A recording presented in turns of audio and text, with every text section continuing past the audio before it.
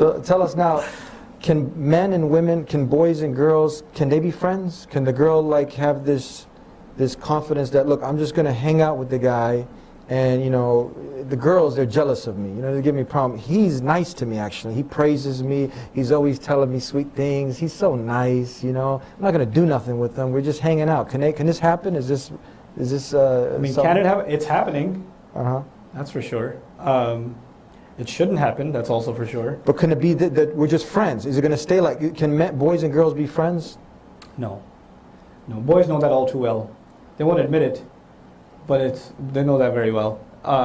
Sometimes girls don't, and that's what I worry about for my sisters, my daughters, is that sometimes they don't realize the elaborate scheming of men.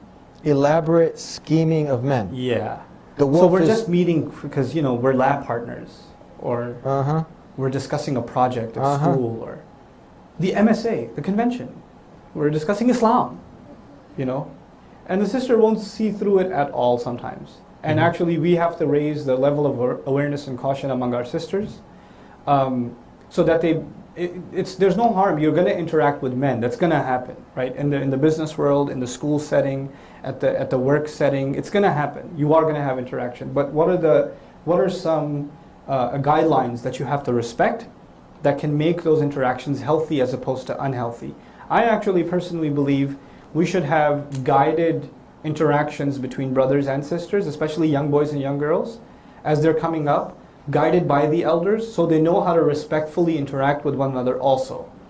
Because in this society, if we try to, for example, if I cut my daughters off and they don't ever talk to anybody else, right? Eventually they will go to college. Eventually they will go out in the workplace, or they'll go to the airport or travel or this and that, and there'll be other people around. I don't want them to be shocked when they see the outside world. Keeping our children in a bubble is not going to save them. But at the same time, letting them loose and saying, hey, do your thing, that's also insanity. We have to find a way of guiding interactions between brothers and sisters, especially boys and girls, even teenage boys and girls and things like that.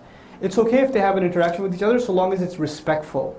And the boys are trained where to keep their gaze and how to keep the conversation business only, and how to make sure they recognize when they're crossing a line, and the elders are supposed to be there to guide those conversations. A lot of times in youth settings, even in religious youth settings, there's no older figure shepherding the conversation or shepherding the interaction. Like youth groups exist, and the guys and the girls, they're all a bunch of teenagers and they're running their own thing. Because youth should be leaders. Well, yes, in most things, but in some things you guys are ridiculous, and you need elder people to be there. Older folks to be there. As far as this unnecessary interaction between men and women, especially where this happens. This happens with people that you spend a lot of time with. So you go to college with some people, or you go to work with some people, and there's lunch and there's just meetings and this and that, and it's regular. And what that does, it gives shaitan an opportunity to maybe not convince you one time, but hammer away at you 1% at a time. And it adds up, until it becomes a very, very big problem. Just the other day, I got a phone call. It was one of the most, it was a very typical phone call. Usually I don't take these kind of phone calls, but this time I just said, I was in a bad mood, so I took it. So, guy calls me, says, I'm going to this college, and there's this girl, she takes all the classes I take. Actually, it's the other way around, I'm pretty sure, but it's nice that he put it that way, So she takes all the classes I take, yeah, And we discuss classes and work and career, because she's in the same major. We've been talking for a couple of years. I haven't done anything wrong. I was like, yeah, sure you haven't. And then he says, but she just told me the other day that, she's considering a proposal. And my heart sunk. And I don't know what to do. What should I do? And this guy is like in just this deep shock that she proposed. Like, did you propose to her? He goes, no, we were just friends. I didn't realize we were more than that until she said there's a proposal. So the heart started getting attached. Yeah. And I said, dude, what do you want to do?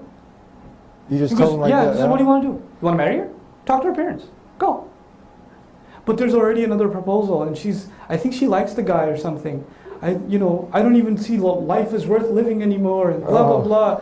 And I was like, okay, here's the first thing you do. Go tell your parents. He was like 21, 22 years old. I tell him, go tell your parents. And he says, no, I can't, they'll kill me.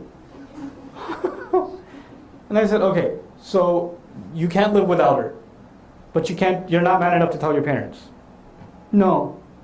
Why were you spending so much time with her? I just liked her, she was a real friend, she used to listen to me, blah, blah, blah, all this stuff. Look, if you're gonna go around, did you know religiously, I asked him flat out, did you know religiously what you're doing is wrong? Going out with her and sitting and having fries at McDonald's is wrong. You knew that or no? Yeah. Well, now you know why Allah says don't do it, because it hurts. You know, there are consequences of this in the akhirah, but emotionally people get scarred. People get really messed up. And they don't realize the price they pay emotionally even in this world. I would argue even, it's not fair to the people that these kinds of individuals will eventually marry. Because they're not emotionally attached purely to the person they married. Their mind is somewhere else and they're reminiscing about somebody else, you know, and it's not fair to another person. So even from an emotional point of view, it's unfair, you know. Yes. The other thing is, in this culture of dating and, you know, seeing somebody and then not seeing them, now you're seeing somebody else and things like that, you just learn to become insensitive to other people's feelings. You just, at the end of the day, you just turn into a customer looking out for yourself. First time a guy gets dumped, he's depressed. The next time he's like, I'm going to be the one doing the dumping, you know. So he's just, I'd rather not be hurt myself. I'd rather, you know, be dishing out than taking, you know. Yeah. So you just become more and more inhumane. And that leaves you incapable of having a family. Because at the heart of family is love and compassion and courtesy and worry about somebody else. You become bankrupt of those feelings as a result of these like petty relationships, shallow relationships. Absolutely. Did you get to see a video that some not yet Muslims made? And we say not yet Muslims because everyone has the potential to submit to the one creator and not his creation. That's what a Muslim is. So they did some video on a college campus and the topic was, can boys and girls be friends? Did you get a chance to see this? No, I didn't see it. And they were interviewing, say, hey, what do you think? You know, can you just be, to the guys, you think you just be friends with the girls? And it's like at the end, no. And it's a very interesting video. So they see it's not just coming from our perspective. It's coming, people know this. This is something, no, this is obvious truths. Yeah.